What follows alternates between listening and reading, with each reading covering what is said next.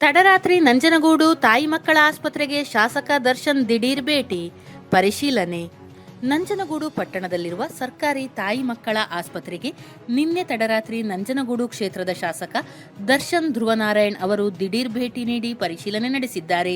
ನಂಜನಗೂಡು ಪಟ್ಟಣ ಹಾಗೂ ಸುತ್ತಮುತ್ತಲಿನ ಗ್ರಾಮೀಣ ಭಾಗದ ಜನರಿಗೆ ಅನುಕೂಲವಾಗುವ ನಿಟ್ಟಿನಲ್ಲಿ ನಿನ್ನೆ ರಾತ್ರಿ ವೇಳೆ ಶಾಸಕ ದರ್ಶನ್ ಒಬ್ಬರೇ ದಿಢೀರ್ ಭೇಟಿ ನೀಡಿ ಆಸ್ಪತ್ರೆಯಲ್ಲಿನ ವ್ಯವಸ್ಥೆಗಳನ್ನು ಪರಿಶೀಲಿಸಿದ್ದಾರೆ. ರಾತ್ರಿ ವೇಳೆ ಕರ್ತವ್ಯ ನಿರ್ವಹಿಸುತ್ತಿದ್ದ ವೈದ್ಯರು ಹಾಗೂ ಸಿಬ್ಬಂದಿಯ ಹಾಜರಾತಿ, ತುರ್ತು ಚಿಕಿತ್ಸಾ ವಿಭಾಗದ ಕಾರ್ಯವೈಖರಿ, ಸ್ವಚ್ಛತೆ ಮತ್ತು ರೋಗಿಗಳಿಗೆ ಒದಗಿಸಲಾಗುತ್ತಿರುವ ಸೌಲಭ್ಯಗಳನ್ನು ಪರಿಶೀಲಿಸಿದ್ದಾರೆ.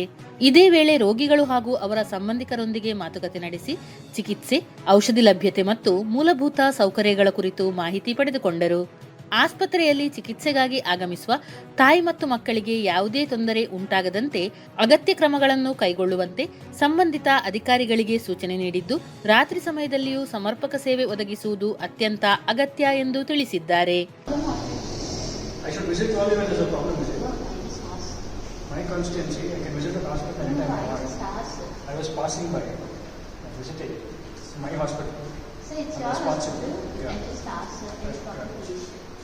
Not yet. Let's hope there won't be any issues further on.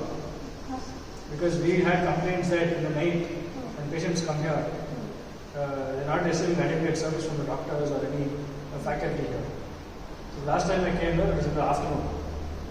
So a lot of people insisted on returning in the night, to come here in the night, just to see if all the staff are in the hospital